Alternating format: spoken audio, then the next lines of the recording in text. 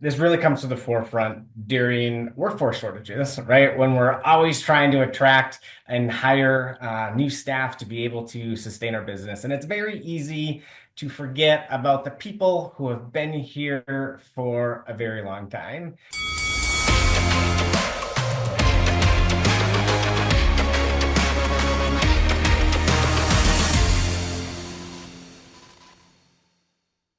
Hey everybody, welcome back to another episode of Gloves Off. My name is David Rice. I'm your chief editor here at DentistryIQ, and I'm back again for the trifecta with Garrett Wilson, CEO and founder of Pay Insights. Garrett. Good to have you back. We have been talking in our first two episodes about getting great information versus affirmation, which is what we often get on social media. Not a horrible thing, but a thing that happens.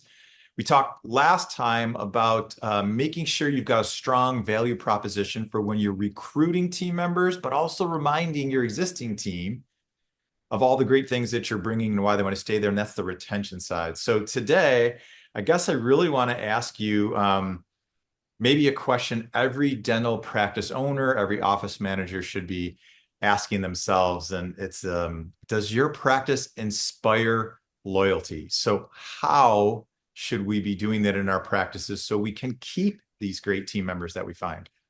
Yeah, great question. I think this really comes to the forefront during workforce shortages, right? When we're always trying to attract and hire new staff to be able to sustain our business. And it's very easy to forget about the people who have been here for a very long time.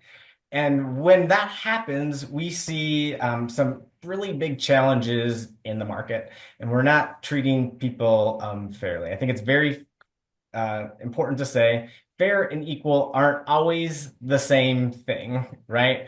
But it is generally not a good practice out in the marketplace to pay a new employee with a similar skill set, right? And abilities more than your employee who's been there for 10 years. Please do not do that. But we do know that compensation is not the end all be all. A rich, miserable person is still a miserable person. So we want to look at the whole package and be able to have really good practices to reward loyalties. And there's a variety of different ways that you can do that. All right. I love that. And this conversation literally comes up at least twice a week, every single week for the last 6 or 7 years. So I want to parcel out that one last piece. What do you do when you're desperate to bring a new team member in and the market is as insane as it is from a per hour wage today versus someone you've got on your team? Like, do you stop, go to your existing team and raise them up first? Like, what's the best practice for that? Yeah, great question. So I think there's a couple of things you can do. One, you should have a plan before this happens, right?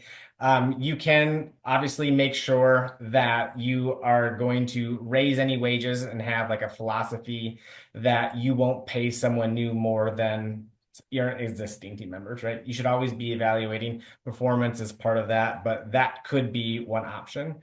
Hmm. You could also look at options that aren't necessarily like monetary based, right? Hmm.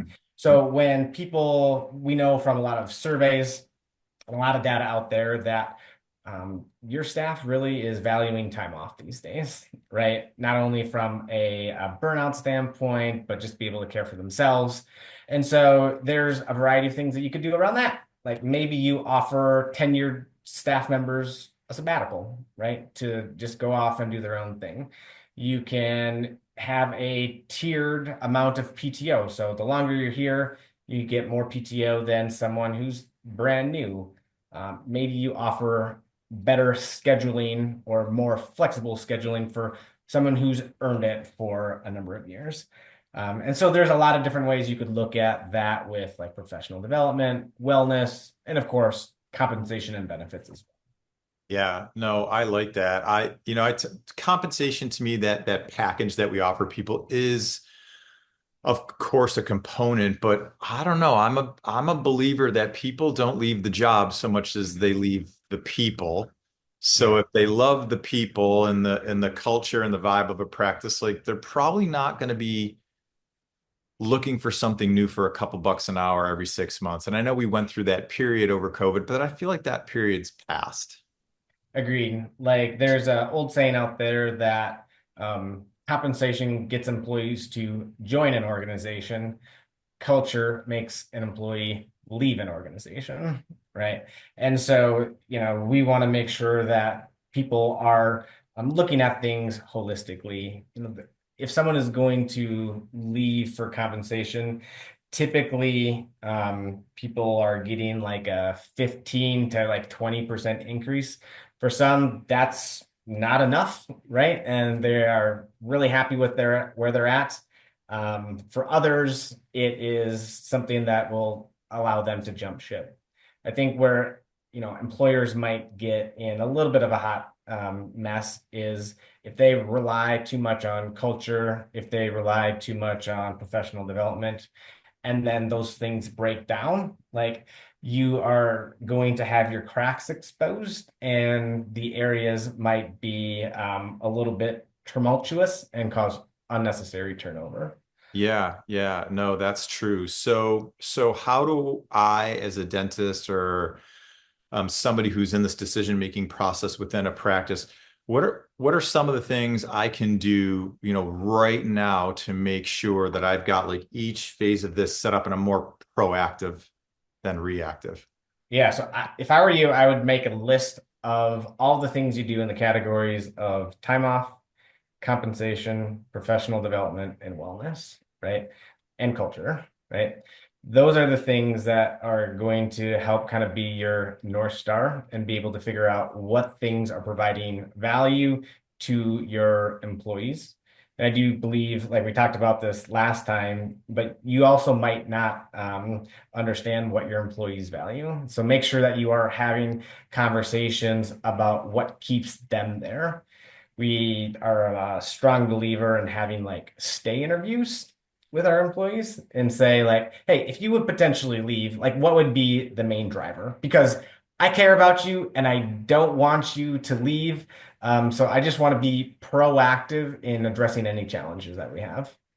That's a really great way to look at it. I think lots of times we the people are embarrassed or they're afraid they may trip over their words, but I really believe if we're just open, we're honest, we're a little bit vulnerable as leaders, it doesn't matter if we have perfect verbiage. It just matters if we actually really do care about the people we work with and they know that, and then, good things happen. So, how do people learn more about how to get help from you? You can reach out to me on our website, payinsights.com. You can find me on LinkedIn, Instagram, and Facebook. So, or you can just email me at garrett.wilson@payinsights.com.